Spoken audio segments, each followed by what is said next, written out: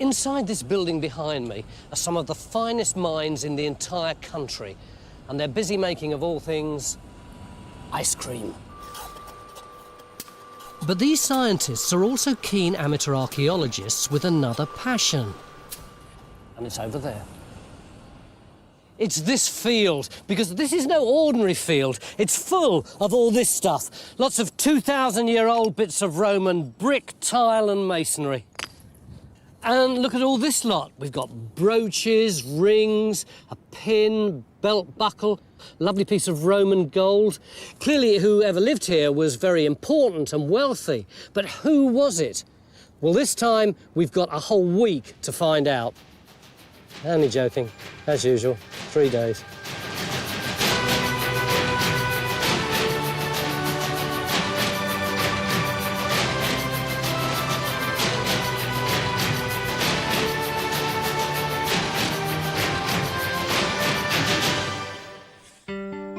We're here, next to a science park on the Colworth estate in rural Bedfordshire. This field is the local Archaeological Society's pride and joy, because it's stacked with Roman finds, like this fabulous piece of gold jewellery. But what's odd is that, as far as I know, we're miles from any Roman road. Why stick a massive Roman house here in the middle of nowhere? To try and answer that, we're going to need all the brains we can muster. Lloyd, you asked us here, didn't you? That's correct, Tony. And you work in that science park? I do indeed. What do you do? I'm an ice cream scientist. What does that involve? Well, for me, it involves working with the ingredients and the formulations, how we put together ice cream to deliver the properties that people want. So if I put my ice cream into a cone and the cone stays stiff even though the ice cream's melting, that's down to you? That's the sort of thing we work on, Tony, yes. You are a great man. What is it that you'd specifically like us to answer? What I'd specifically like you to answer is in relation to the Roman period. Who are the people who live here and how do they fit into the overall landscape? Do you reckon we can do that for him, Neil? Tall order, isn't it? I mean, it looks like a very juicy site, doesn't it? But, what really interests me is, why here? We're in the middle of nowhere, even in Roman times. What is it about this spot that leads Lloyd and all his colleagues to find these exciting finds? Doesn't everything about it say bog-standard Roman villa? No, far from it. I mean, but look at this aerial photograph. Here you've got this dark discoloration. That's the site of the villa house where Lloyd and his colleagues are finding all the artefacts. But it's set within this unusual ditched enclosure. That's rather unusual. Why have a house inside an enclosure? John, this is a perfect site for geophys, isn't it? You can solve this. I'm sure we will, but the problem is the size. It's knowing exactly where to target. So we're going to go in with the mag first, try and find the footprint of the actual Roman villa building, if it is that, and then take it from there. Yeah, absolutely. We've got so much to do. We must get a trench in early on today. We just can't wait that much longer. Well, John shouldn't find it too difficult to locate the villa building. In fact, he can hardly miss it. For a start, we're not talking about a garden shed. Typically, Roman villas are massive structures with whole wings full of rooms and a very clear footprint. Then add on the odd luxury dining room with mosaics and painted wall plaster, central heating, even an ensuite bathhouse, and it's no wonder this field's full of rubble. Picking it up on geophys should be a breeze. Look at all this lot. Over the last few years, the ice cream people and all the other volunteers have managed to glean over a ton of Roman material off our field, which means that Helen and Philippa, who are in our incident room over here, the local cricket pavilion, have really got their work cut out. Bit of a treasure trove for you, isn't it? It is, yeah, and the first thing that strikes you when you begin to open a few bags is the high quality of the stuff from here. We've got a lovely spoon, which has got great white metal coating, still intact. And then these horse harness mounts, now they're really heavy and chunky, they're really top-notch things. The brooches are absolutely fantastic too. And then the pièce de résistance is this gold piece of jewellery, very rare, which I think is a link from a necklace. That's fantastic. But the other thing that hits me is how few objects there are, which I think is really very weird compared to the enormous amount of coins behind me. Philippa, you've got lots of coins. How many coins do you reckon you've got? I think about 400 at the moment, but I haven't looked at them all yet. What are you going to do with them? Well, I'm going to try and date them all, and then that should hopefully provide a chronology for the site. But you've already taken one out of its bag. What's that? Well, it's one of the earlier coins from the site, and it's an iris of Julia Domna, who was the wife of Septimius Severus. And it's quite unusual to see empresses on coins. Would you have expected to have found quite so many coins on this site? No, definitely not. This is one of the biggest collections of coins from any site in Bedfordshire. If we're scratching our heads over the finds in the incident room, the picture isn't any clearer out on site. John, you can see from all the stone and Roman tile in the field, we're obviously standing on top of a Roman building. But what's the geophysics say? Well, look, we can't see clear wall lines, but look, this is the enclosure ditch that we're talking about. You can see the ditch clearly there. You can see the ditch clearly there in the magnetics. And between those ditches, we've got this massive noise. Now, that has to be the building. Right. But as I say, you can't see clear wall lines. If you give us another half hour, we'll come in with resistance and radar, and that's far better for defining wall lines and foundations. You remember that massive building with a huge distinctive footprint that John couldn't miss? Well, he's missed it. And if the villa's proving elusive, Ben and Stuart are wondering why it would have been here in the first place. An interesting location, isn't it, the site? Because when you look at this map of Roman roads here, we've got Ermine Street, major Roman road, heading north east of our site here. We've got Watling Street heading to the west. That it actually sits quite a long way from either, as if it's in the middle of nowhere. It's a bit in betweeny, isn't it? I mean, Towcester here, significant Roman town, military origins. Godmanchester, significant Roman town, military origins. Chester, right up here. It's difficult to believe that anywhere could exist in this landscape without reference to these towns. That's the thing that fascinates me about the landscape. We get used to looking at big Roman motorways that were like Ermine Street and Watling Street bashing through the country and forget there's got to be networks of small roads connecting villas to the main road system, and they're really hard ones to spot. We're not quite sure why we can't find a villa, and we're not quite sure why there would have been one here in the first place. We're on a roll. Meanwhile, John's completed his magnetic survey of our field and thrown radar and resistivity at it too. And looking at the results involves some strange ritual in the back of his Land Rover. What can you see under there, John? Not a lot at the moment. What do you mean, not a lot? Dumb. Looks like a Sudoku to me. We're going to be into ice cream making. Nice piece. I mean, it looks like a piece of contemporary art. So we got no magnetic, no resistance, no radar. No, we've got magnetics. We've got lots of noise that goes with the supposed building. I think we put a trench into that magnetic noise. It sounds to me as though we want to go back to first principles, dig a Yes, hole. I agree. This is truly bizarre. This field is stacked full of finds, and yet the geophysics can't find any trace of a big stone structure. And now I'm doubly baffled, because in spite of that, we seem to be opening a trench anyway.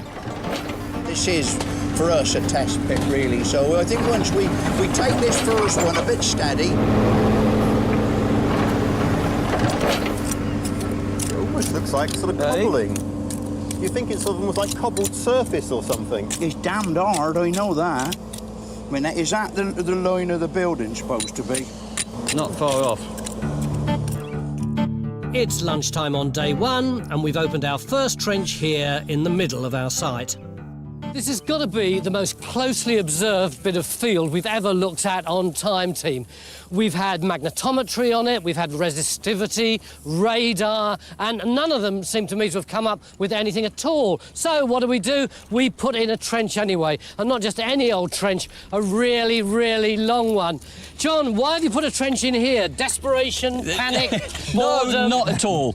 You're right, we didn't get a clear building plan, but we still had all this noise in the magnetics, and so we needed to investigate what's going on, and the trench has come up trumps. Absolutely, and the archaeology is good. I mean, you see, at this end here, it looks like we've got this big area of clay, which we're thinking might well be the natural. And then somewhere along here, oblique to the actual trench, you can see we've got big lumps of bone, we've got rubble and stone. It's very, very dirty. There's black material, and it sort of dies out somewhere in here, but only somewhere. I'm not sure about that front end. So there is archaeology here. I mean, yes, there's archaeology in the trench, but what worries me, Tony, is it doesn't look like a monumental Roman building. So everything that Phil just said is wrong. I don't disagree with you, Phil, but I don't see a building. So it could be the geophysics is right. Well, Well, it couldn't really be wrong, could it? There's nothing on it.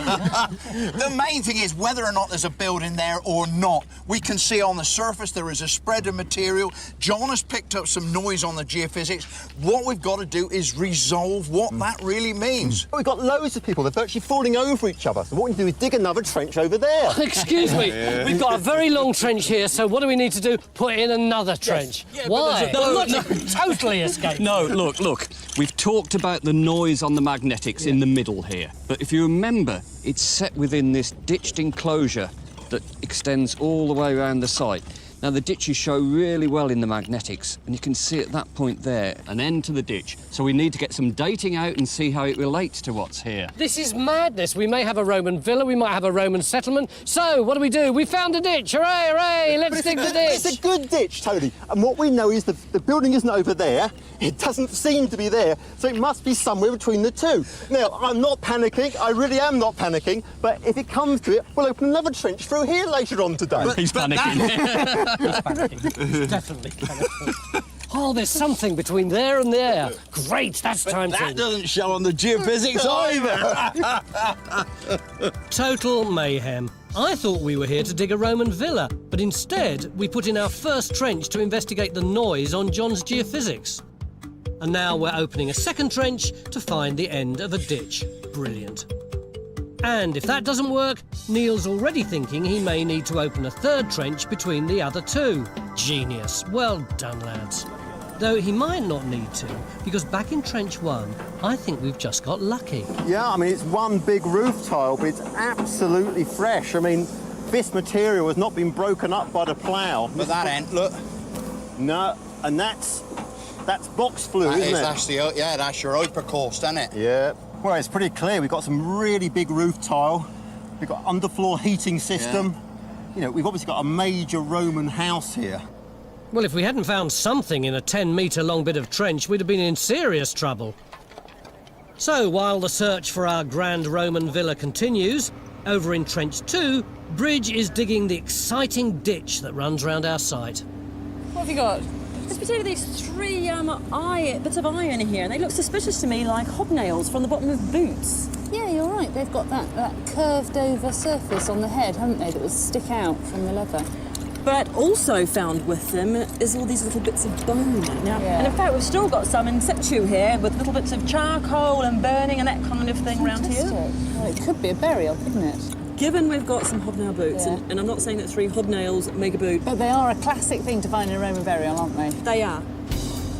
So maybe we've found exciting evidence of a Roman burial. Or maybe just a boot. But it's not all good news, because in spite of the initial excitement in Trench 1, we can't find a structure. Plenty of broken roof tiles, but no villa. So Neil, who's definitely not panicking, has decided to open a third trench. It's going in between our first 2 trenches, where John's equipment registered a massive noise that we're hoping indicates a central villa building. Back in Bridges Trench, where not half an hour ago we thought we might have a burial, the story's moved on. It's late, it's Neen Valley, Lower Neen Valley, so it's up that way, and it's one of these sort of courseware types that they start making in a colour coat late on. So that wouldn't be found with a burial? No, definitely not. So no burial then. As you can see over there, it's tea time. Everyone's looking pretty relaxed, but take a look at this. Nothing in that trench whatsoever. And over here, nothing in this trench either. Matt, what you got in your trench? Well, this looks very much like Trench 1 over there. A stony spread on this side, ditch in the middle, that's about it. So basically nothing. There's certainly no buildings, that's for sure. Aren't we lucky we've got thousands of pounds worth of geophysical equipment to confirm to us how much nothingness we've actually got? Oh dear me, it feels like we've gone 2 steps forward and 3 back today. We've had a couple of hobnails and a load of broken tiles. We haven't got a burial, and we certainly haven't got a villa. As first days go, it's hardly been a triumph. Lloyd, I feel that we're in the process of letting you down rather badly. I don't remember another time team where the auguries have been so good at the beginning and by the end of day one we found virtually nothing. Well, we found some things, Tony, but it's not around a Roman villa, have we? You know this field more than any of us. Do you think that we're digging in the wrong place? Well, one way in which I think we can help, Tony, is that we spend a lot of time walking this field systematically, and we broke the field down into a series of grids. So the brighter colours are the areas where we've found the greatest density, in this case of roof tile. Yeah? Yeah. Similarly, we've also got densities plotted out for the box flue tile. I know I'm very ignorant about these things, but aren't they all virtually in the same place? Pretty much so. And where's that? Pretty much behind you, Tony. Behind the digger? Behind the digger. Away from where the trenches are? Precisely. I mean, this is recording of the highest professional quality, Tony, and Lloyd's group now really showed this area here, sort of D5, almost like battleships, isn't it? That's where we should perhaps go and have a look now. So, who's going to find our Roman villa? Is it going to be our nationally celebrated archaeologist or Mr. Whippy? We'll know tomorrow. Join a thriving worldwide community of Time Team fans on Patreon. Our new target is to reach 15,000 worldwide supporters on Patreon by the end of 2025. This will enable us to continue expanding the Time Team world with more digs and greater access than ever before.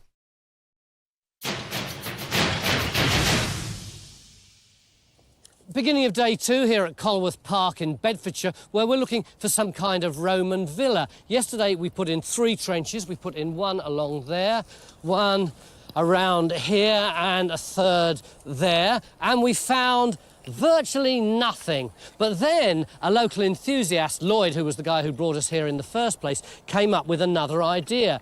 He'd already field walked this entire field and he'd put all the information on a grid, and there was one square of that grid, D5, where he'd had more Roman finds than anywhere else, and that D5 grid was just behind our big digger. So are we going to dig it? Well, yes, we are. But the good news is we're already doing it. Look, we've actually plotted out the finds relative to our trench, and with scientific precision, our trench is already actually in D5. So we're still in D5 here? Yes, we are. But D5 then is where we found absolutely nothing. I wish you would stop saying absolutely nothing. We were digging for a day, we got good archaeology. Well, we haven't got a flipping villa, have we? Are you satisfied, John, that this is where we should be digging? Yes, definitely. Henry's now sorted out where the finds concentration was, and he's pinpointed it accurately, and the trench covers that as well. I am totally confident that this is the hot spot. If we just get on, take the trench back, come back in half an hour, Tony, then we can talk again. Come on, baby. Come to Mama. Come to Mama. So we're now extending trench 3 here to cover the area where Lloyd and his colleagues had recorded the highest concentration of finds. This does feel like we've got something under here, doesn't it? Ian?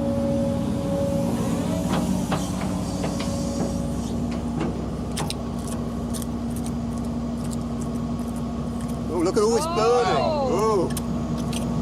It's making quite a nice surface as well, I think. It's just coming off. It is. It's not quite a villa yet, though, is it? No, but this is the best we've got so far. Trench 3 looks promising. We're finally making progress in our quest for a Roman villa. And Stuart may even find the mystery road linking it to the outside world, provided he can win the fight with his map. In Trench 2, we're excavating the ditch that runs round our site. We ended the day yesterday by ruling out the idea of a burial. Now, we're not quite so sure. Bridge, do you realise we've got something like 6 hobnails from this end of the trench now, and they've all come from this little area here? Wow, and I've got probably something like 12 to 15 from this end now. It's also coming out with a lot of cremated bone just inside the ditch edge. Louise, is it common to have sprinklings of cremated bone and hobnails in Roman ditches? It's not unusual. It's starting to sound rather like ritual. Certainly boots have some kind of ritual function, and we know that they use bone to mark the end of ditches. It's funny about boots, isn't it? Because they're still used today. You know, you tie them to the back of waiting cars, and you find them walled up in houses. Yeah. Odd. So, once again, maybe not a burial, but Bridges Trench looks like it could have had some kind of strange ceremonial function. Why you brought me out here? Well, a walk will do you good, actually. Still convinced there's a villa here, Stuart now reckons he's discovered how it was linked to the outside world. I think you'll actually like this. Put these maps together there. Now, what we've got, there's the River Ouse down here, and we've got Irchester over here. And if you look at this boundary, it exists going across the landscape I've highlighted in yellow. You see it comes in a straight line right across, all the way across here. Our site is here, so it's directly next to it. It carries on down, then to the valley of the Great Ouse. And I'm convinced this is a Roman road coming all the way through here. It's still embodied in that trackway that we see there, which heads across the landscape to Irchester that direction. And of course, we've just got the villa in the field through there, so we actually got the site bang next to a major Roman routeway. That's amazing. Yeah. It turns out that the track running alongside our site has been here for 2,000 years. Back in Trench 3, where we got excited about evidence of burning earlier on, there's no sign of any building. We're now struggling to work out where to go from here. Desperate times call for desperate measures. For the first time I can ever remember on Time Team, we've got a breakaway archaeological faction. Lloyd, who was the bloke who invited us here in the first place, thinks that we ought to be digging here. And given that our own archaeologists are flailing around desperately, I really don't see why we shouldn't pick up on your strategy. What's going on here? Well, Tony, we know that the current Archaeological Society is just the latest generation of Colworth people who are interested in the archaeology here. 30 years ago, another Colworth person by the name of Tony James also took an interest in the field, and this is Tony's son, Glyn. And between them, they dug this rather interesting pit. And what did you find inside? A paved floor here, and what looks like to be the edge of a robbed-out wall. All that's very exciting, great photos, but how do you know it's actually here? Because, you know, one bit of a field's just like any other, really, isn't it? It was just from my memory of position in the field and also aligning with two trees that I remember. The tallest tree in that group of trees there, and with that particular tall one in that hedge line over there. Trees grow, don't they? They do. It's a small hole in a big field. That said, it's better than anything we've got in our trenches, isn't it? Well, have we geophysed this area? Yeah, we have. And was there anything that looked remotely like what's in those pictures? No. So, yeah, you know, what's to lose? Small trench in here.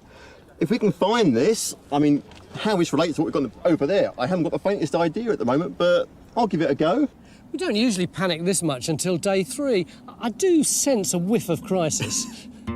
So, having spent 2 days using state-of-the-art equipment, we're now resorting to lining up a couple of trees to find a 3-foot-long bit of wall discovered somewhere in this field 30 years ago.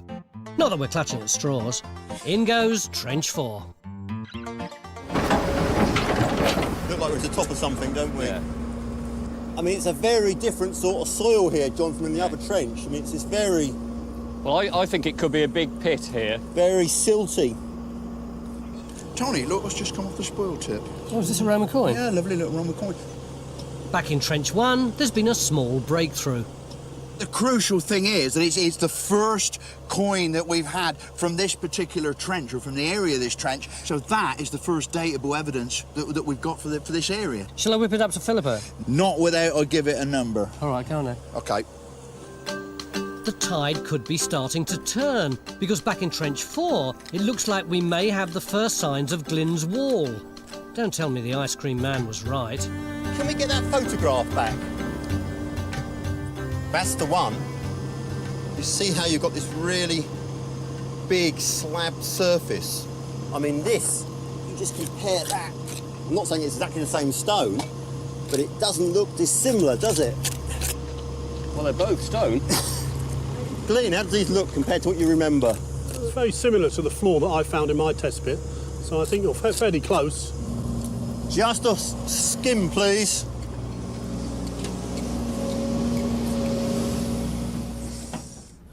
Philippa, what do you reckon on this? It's just come up from Phil's trench. I can tell who the emperor is. It says Constans on there, and that can actually be dated to just 1 year. Which is? 347 to 348. So where does that go in your pile? It fits just here. Well, you've got a lot of coins in that area, haven't you? Yeah, there are quite a lot from the period 330 to 348, but if you look over here, there's loads more. We've got huge numbers from the late 3rd century. Yes, it really tells a vivid story, doesn't it? Right through from the beginning of the Roman Empire, all through the 100s and the 200s, there's virtually nothing. And then suddenly it really spikes, and there's a real coin presence right until the end of the Roman Empire. And this is a really exciting profile, because even if you can't find a villa outside, we've definitely got one here on the table, because this is a typical profile for a Roman villa. Which makes it all the more mystifying that we can't find it in our field. Though Phil has been getting even more broken tiles in his trench, all we need now is a building. Before it was fired. What you got there, guys? We've got an inscribed tile here that came out of this trench. A few letters I, G, possibly an L and a V. What do you think it might mean? It could be the name of somebody, the person who was writing this. It could be some kind of mark from the tile person to say how many tiles he was making or where they were due to go. But just on 4 letters, it's a bit hard to tell. I mean, you know as well as I do, if you see a bed of new laid concrete, somehow or another, you've got a right in it, haven't you? Have you just about finished that trench now? Pretty much. Good story. Cracking piece of archaeology. We have a building. We have land divisions and everything else. Look, we've got a ditch running through there, and we've got a ditch running through there, so we've actually got this area of the field segmented off. And setting the angle of these 2 ditches, you've got what I think is the end wall of a building, and joining that building to that ditch, we've got an overflow drain that comes down through there. Well, it's a great little piece of archaeology for a very small area. So what kind of building do you think it would have been? I think it's a timber frame building. I think that slot is actually a beam slot to take the base of a timber frame building. I think the walls would have been made of clay, and then a roof. You can have a tiled roof. We got tiles off this side. So I think we've got a perfectly good building here within a ditch sort of land division. Can you give any kind of date for it? No, but you can, because I gave you a coin this morning that came off the spoil tip. You did, didn't you? 348 AD. See, you knew the answer all along, didn't you? So what are you going to do now? Basically record it, close it down. It's been cracking though. Fantastic. On a site where we're looking for a grand multi-roomed villa, we've found the tool shed. Well, it's a start. Back in Bridges Trench, the finds are now looking less ritual and more everyday. Well, to be honest, I have seen things like this before on the hardware counter of my local shop. I mean, I think you're right. It is quite hinge-like, but I'm thinking more furniture hinge rather than something like a buckle plate. So there are no notches in the corners for a buckle. But from this area here, we've now had the hobnails, we've now had the animal bone, we've now had the cremated bone. I feel as though we're... All human life is here. Absolutely. This is the rubbish tip of the site, potentially. It may be the rubbish tip, but it's telling us all about how they lived. I'm tempted to say a rubbish tip sums up this dig. We've had tantalising glimpses of the people who were once here, but it's so frustrating that we still can't find the place they were living in. Neil came bouncing up to me at lunchtime and he said, "Tony, you know those 30-year-old photos of that lost stonework? Well, we've put a trench in, not exactly where Lloyd's friend said, because we had some geophysics results which meant that it looked like we got a better target a little bit further over. But it's great because we're down on the money, we've found the missing stonework." Haven't we, Neil? No, we haven't, Tony. The stones you see there, I thought, look very much like those stones there. Yeah. But the more we've exposed, where Phil's digging now, it gets more and more random. We've exposed it up there, it looks more like stones rather than a surface. I don't think I've ever seen so much random stone in one trench. And we can't find the wall that Glyn's had in his trench. Lloyd, come here, you brought us here. What's gone wrong? I don't think anything's gone wrong, Tony. We've found an awful lot. I think the problem is making sense of it all. Well, yes, that's true. We've got to try and prove this one way or the other. Where is this stone building? I mean, I know I've given you, a bit of a false prophet. I've given you excitement, I've let you down, but we are close to it. Now, I'm thinking that we're going to go further that way. If it comes to it, we'll go further this way. And if it comes to it, we'll go further that way. You know, well, that's pretty scientific, isn't it? Well, why not? You know, what else have we got to go on? Lloyd, Bring all your knowledge as an ice cream man to bear on this site. Which direction would you go in? That direction, Tony. So, once again, relying on local expertise, Neil's extending Trench 4 to try and locate Glyn's wall. It's 4 p.m. on day 2, and we're still nowhere near finding this villa. In Trench 1, we've got some sort of wooden shed from the 4th century. Trench 2 is a rubbish tip full of hobnails and bits of old furniture. In Trench 3, all we've got are broken tiles, a load of stones and evidence of burning. And in Trench 4, where we're trying to find one of the villa walls, nothing. We've reached crisis point. Time for a council of war. What we know is that there is a stone building, or at least a stone part of a building, on this site that had a hypocaust. Yeah, but that's not much to know in 2 days, is it? It's like we haven't got anything tangible at all. Well, I think we have. I mean, we've clearly defined this enclosure now. And on day 1, I said I hoped that we'd get noise, as I call it, in the magnet. Yeah, all right, you've got noise, but no structures at all. No, and that is the whole issue. We can't see the structures with the radar and with the res. And so, to me, it says one of 3 things. It's ploughed out totally, we haven't gone down deep enough, or as Neil says, we've only got a small stone building and the rest of it is timber framed. We've certainly got timber buildings, Tony. Where fill is, we've got clear evidence of timber structures. So maybe we're wrong to be thinking a monumental stone structure. Maybe we've got a series of timber buildings, one of which had a stone room to it. Let's extend that trench in both directions. Let's prove once and for all, is there a stone structure in this area? While we extend Trench 3, John looks like he's had enough. He's moved away from all the confusion to geophys an area further down the field, and I don't blame him. It's the end of day 2, and we've had one setback after another. But there have been 2 exciting last-minute developments. First, this area of burning in Trench 3. Could that be part of the central heating system inside a Roman villa? And what about this intriguing circular thing? Is this Roman, or could it be something to do with the Iron Age and part of the reason why this whole site's here at all? We'll find out tomorrow. If you'd like to see more episodes like this, you can make it happen. Our new target is to reach 15,000 worldwide supporters on Patreon by the end of 2025. This will enable us to continue expanding the Time Team world. Enjoy front row seats for the greatest show on Earth and under it.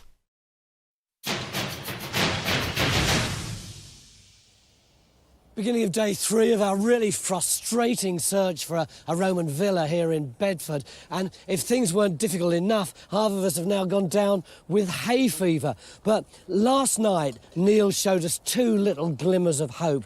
The first one was this patch of burning down here, which he thought might be evidence of a hypocaust, the central heating system, which would be at the heart of a Roman villa. Neil, if you can hear me properly, is it? No. What it is a feature full of smashed up tile. This is directly underneath the fine scatter on the surface, so it explains that. But can you see it's curving round to where Kerry is and then back to where Matt is? It's like a C shape. Question is, where's all this tile coming from? That's a real conundrum. All right, it's really intriguing, but it's certainly not the villa. The other thing that got you excited was that little circle that was on the geophys. Yeah, I mean, here it is at the top end of the site. What might it be? Well, I think there's 2 possibilities. One is it could be a sort of little circular Roman shrine, a little religious place. Or possibly it's not even Roman at all. Could be pre-Roman, perhaps an Iron Age roundhouse or something. It's going to be the classic question, what can we do in the time available? But the first thing is answer this. You've got to get that trench open and then see how we go. Number 3, find my villa. So while we continue digging Trench 3 to work out what Neil's C-shaped structure is, we're opening a 5th trench. If John's circular feature is a Roman shrine, we should find a central altar with ritual offerings like coins. If it's a much older roundhouse, it'll have bits of Iron Age pottery and circular holes for wooden posts. I'm not expecting a monumental structure. Everybody else is. Whatever it is, pretty quickly we're starting to get finds. The dark and the light. That's right. Roman there, look. Yeah. Little bit of a rim, look. Just turning over a little plain rim. Well, let's pull back again then, Ian. This stuff is repulsive. If I'd known how nasty it was, I wouldn't have come back to help. In Bridges Trench, though, the mud is the least of our troubles. Certainly compared to working out what the archaeology is doing. What are you thinking? Well, what seems to be happening is we've got two sort of distinct phases going on. So we've got that dark material there that you've been digging, and that seems to be consistently bringing out pottery of that 3rd, 4th century date. And then, can you see that area just along there? The yellow. That's it. I mean, that's where we were getting the cremated bone from yesterday, the hobnails, and the pottery seems to be sort of really going back about 100 years. We seem to be having a start date of about the 2nd century. So, when do you think the ditch was dug? Well, at the moment, I would put my money on it being dug about the 3rd century. Oh, as late as that? Yeah. But what's really nice is that we seem to be starting to get evidence of what's actually going on inside the enclosure, beside the ditch. This corner's a great one to look in. The little circular patch here, that is looking very typical of a small post hole.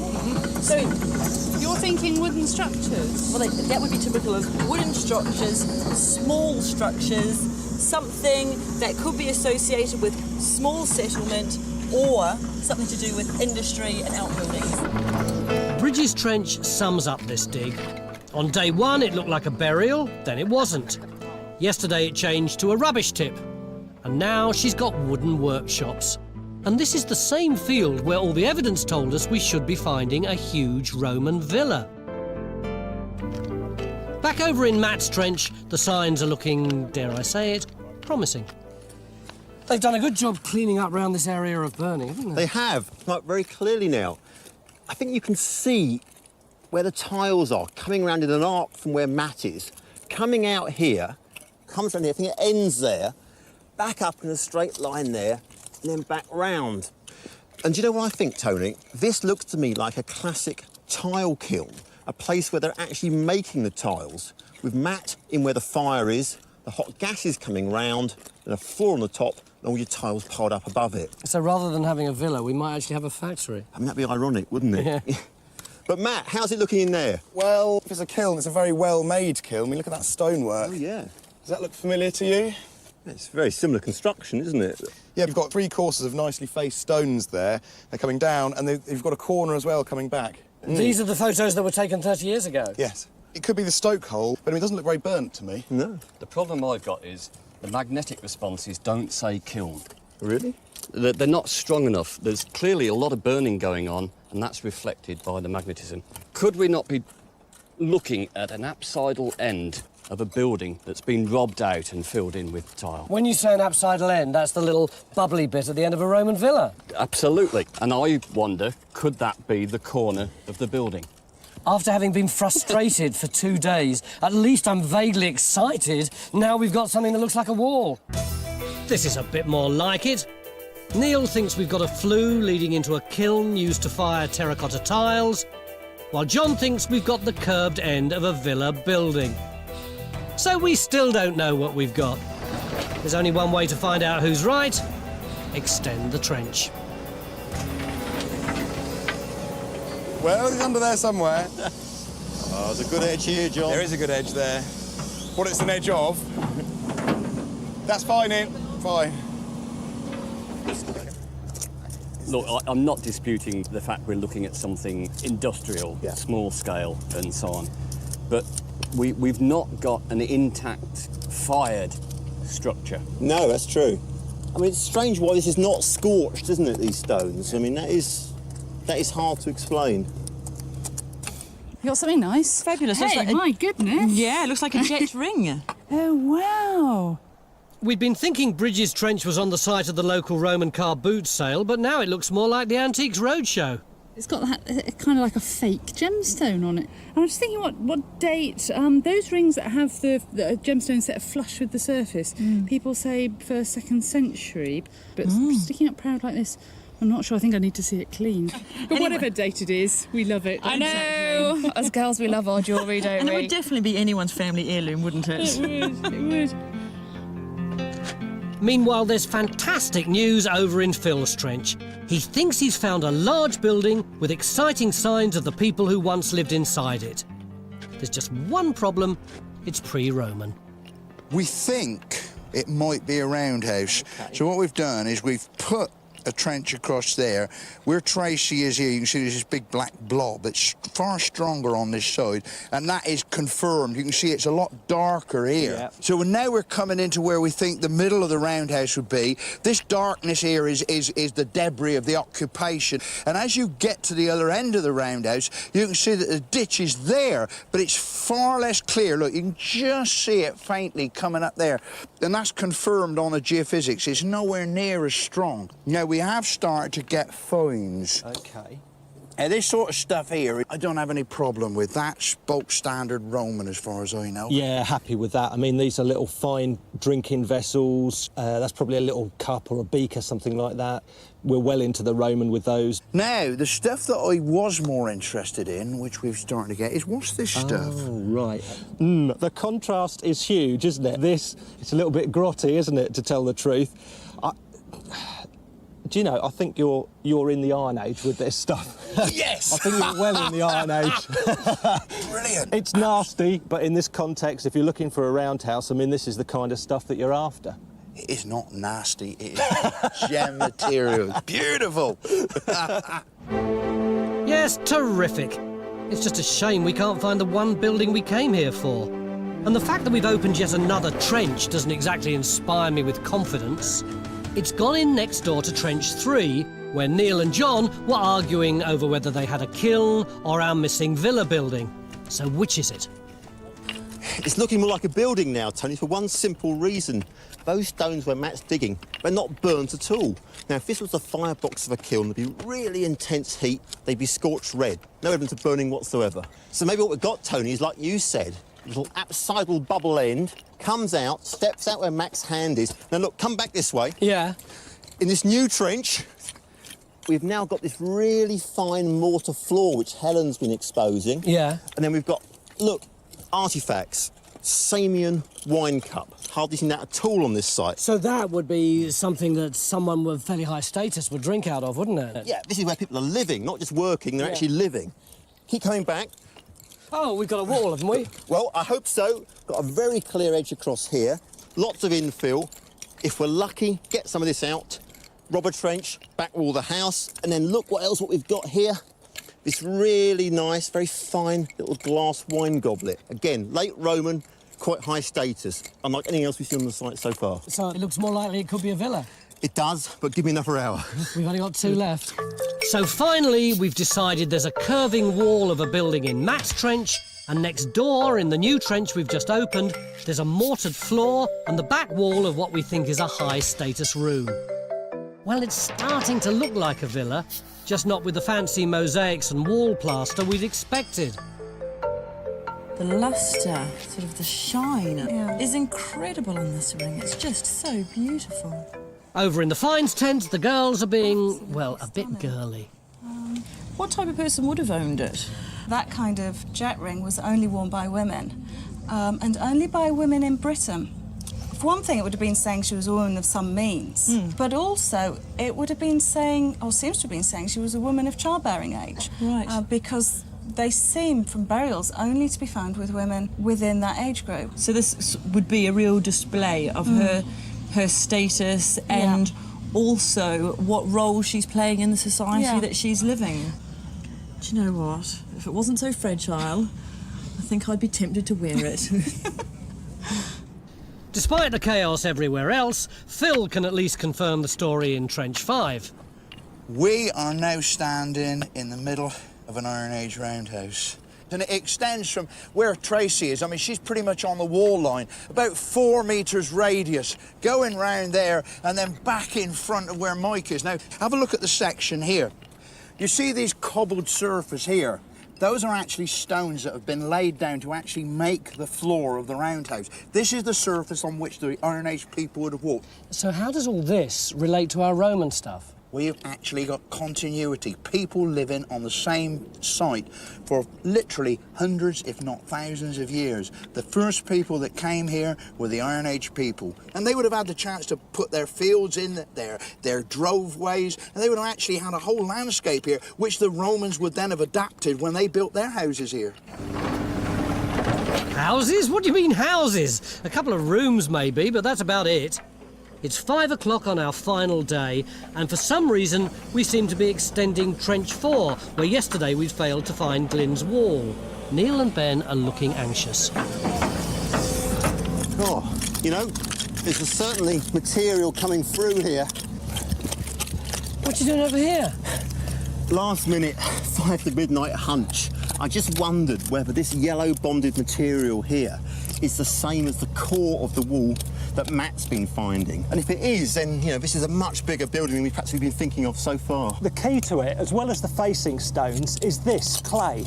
This is redeposited clay, and I think they're using this to set the stones into. Give me 10 minutes, I'll get Ian in, just pull a bit more of this back and we'll know one with the other. You've been saying that for the best part of 3 days. OK. 10 minutes. 10 minutes. So in a final effort, Neil's extended Trench 4 to find a wall line that he hopes will link up with the apse in Trench 3. All eyes are now on Ben and Neil to see if they can finally locate this elusive villa.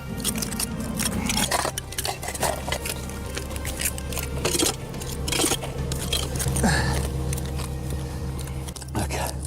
Well, Ben, this has been a bit of a frantic last-minute exercise. I mean, what do you think we got? I think we've got it. I think the key to it is this yellow clay. I think it's a bedding material. I think they've laid this down to create a platform and put the building on top. The fact this is so similar to the material that Matt's getting over there does suggest that we are dealing with the same structure, doesn't it? And, you know, we always thought it was quite small to start with, but as it's gone on, it's got kind of bigger, and it's actually quite a respectable size now, isn't it, really? Well, this is quite a spread of material here, isn't it, now? We're looking at something big and rectangular. Our time is up. So, has it all been worthwhile? Neil, it's 5:45, day 3. Have we got a villa? Yes, we have. Quite a respectable one as well. About 20 metres long, tiled roof, stone walls. Perfectly respectable villa. And respectable's right. Rather than the grand multi-roomed villa we'd expected, we found a modest country house instead. After 3 days of agony, we've got the stone wall of a timber-framed building with an apse at one end. Inside that, a dining room with a mortared floor. And next door, a wooden outhouse, all built in the late Roman period on a site where people had already been living for hundreds, if not thousands of years.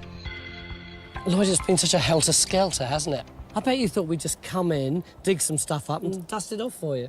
Well, we knew it was a complicated site, Tony, so it's just a case of bringing all the ideas together.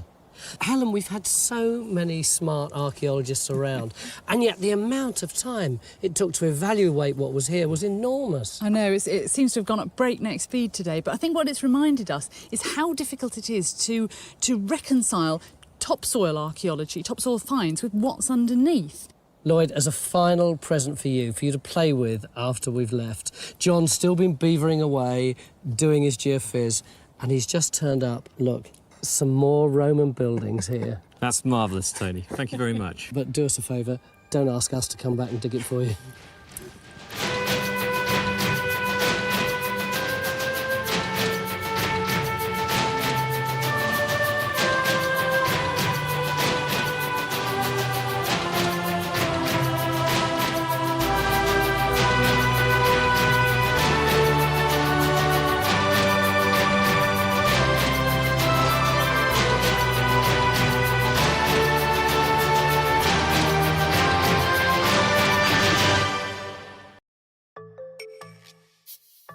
Join Time Team on Patreon to access exclusive 3D models, masterclasses and behind-the-scenes insights.